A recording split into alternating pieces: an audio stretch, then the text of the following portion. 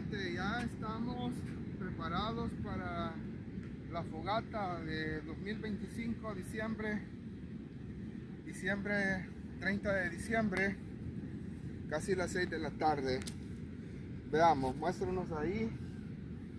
Ya están las sillas, ya está la playa, ya está la gente que va a venir y ya estamos preparados. Hay que ir a comprar los maízmelos. Vean pues cómo está. Vean ese cielo. O color violeta. Sí, súper bonito. Se acaba de ir el sol. ¿Cómo estamos aquí?